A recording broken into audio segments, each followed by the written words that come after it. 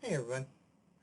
So today we're going to take a look at utilizing the BCP tools from the management console. The BCP tools are the bulk copy functionality that Microsoft SQL Server has embedded in it. It's a common tool for mass dumping and importing data. The management console itself has scripts built into it so you can utilize those through the copy import-export functions, and I'll show that today. So first thing we're going to want to do is get in. We're going to want to take a look and make sure that the accounting task and batch server are off.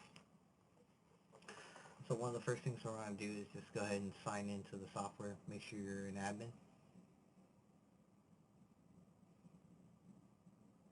Kind of preset it up. So we're just going to check to make sure the accounting task is off. You'll want to do it for all the folders. I only have one, it's a C folder, so I only have to check one place. But if you have multiple folders, you want to make sure the accounting task is off for all of the folders. Typically found under administration.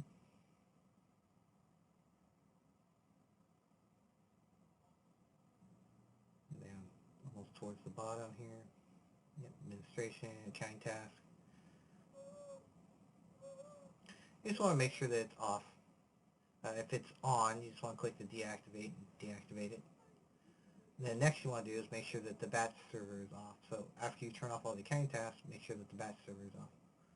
So we'll go ahead and go to administration, and under endpoints you'll find batch server. And then make sure it's in the stop status. This is really typical if you're going to copy or export any sort of data. Just because if tables are in use, the export functionality doesn't export stuff in use. It just skips right over it. So you want to make sure that it's off. You also want to make sure there's no users in the system. Typically you put a folder in mono mode, but I'm the only one in here, so I don't have to worry about it. So we'll go ahead and log into the Safe console, or management console, depending on how old you are. You can see I only have one folder, C. We'll go ahead and export it out. So when you hit the export button, yep, go ahead and hit OK. So that middle checkbox where it says bulk copy or DataPump, that is the actual BCP process. So that gives the folder the ability to use that process, and it just does it on its own. So it's just a checkbox. You'll say yes to any of the pop-ups that you get. So this part, it takes a little bit longer than I'm going to show you. It kind of sped up the importing process just a little bit for the sake of the video. But it takes about 6 minutes or so for me to export the seed folder, and that's about 4 gigs, I think. You'll see in a minute, because I'll go ahead and when this is done, I'll show the log. Go ahead and hit OK.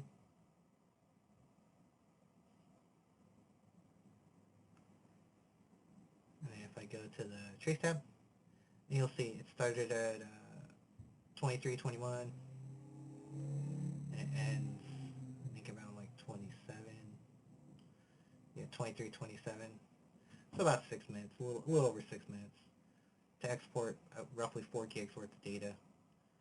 So it's pretty quick. Typically, the C folder takes like 20-25 minutes if you did it the traditional way, or if you did the data export from the front end.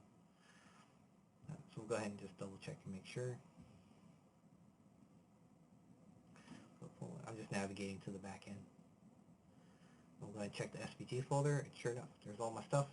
You'll notice that there's an extra file called DMP. So you'll see a couple of these DMPs in there, and those are just the dump files.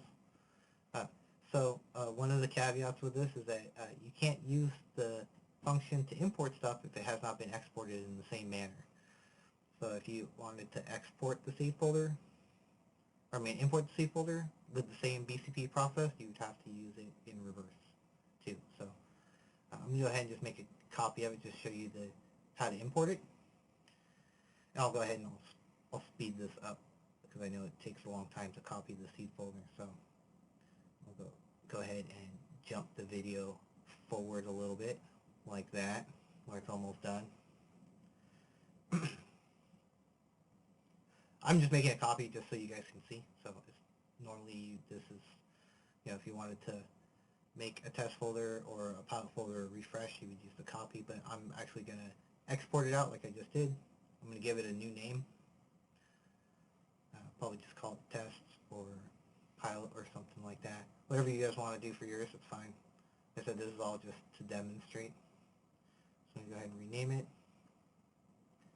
Let's see, call it test. And then I got to get a copy of the pub folder too, which is also very important. So I'm going to go ahead and make a copy of that one as too.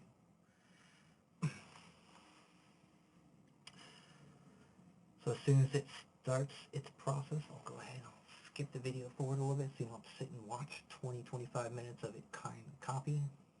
Oh, this one said 8 minutes. Okay. So we'll go ahead and jump that forward to when it's almost done.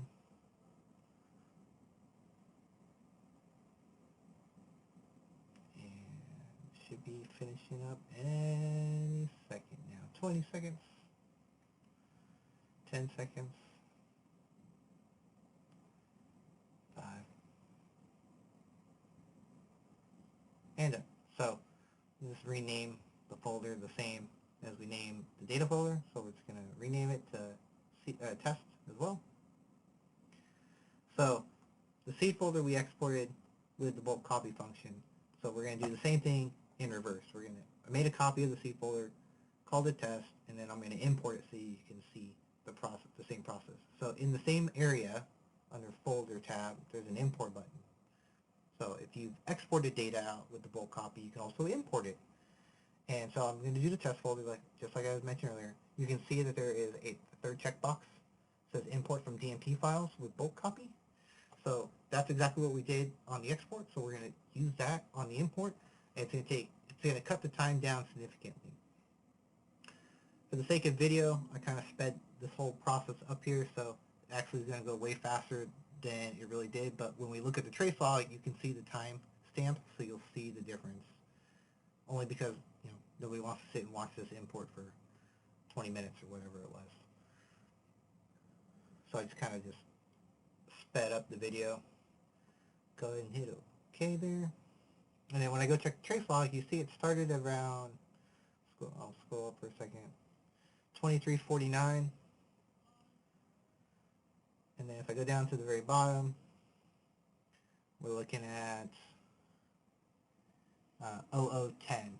So 49 to 10, so we're looking at what, 20, little less, a little tiny bit less than 20 minutes. So we're pretty close to the 20-minute mark. So it took about 20 minutes to import a folder. Typically, I don't know if you've ever imported the seed folder in the past for testing. It usually takes about a good hour, hour and a half, maybe 2, depending on how slow your system is. So you can see there's a significant difference by using the bulk copy to import a folder versus just doing it the traditional way, or if you made a folder copy. That's really what I just wanted to show. And then just to show you that it actually works, I'll go ahead and I'll just set it up as a folder just so we can get into it. You can just see that it actually did what I'm saying, and it's not just bringing in a blank folder. It actually has data and everything with it, because I know when I first tried this, I had to run it a few times just to make sure that my eyes weren't playing tricks on me because it was going way too fast. So I'll go ahead and go check setup folder, or setup general parameters folders, just to make sure it shows up.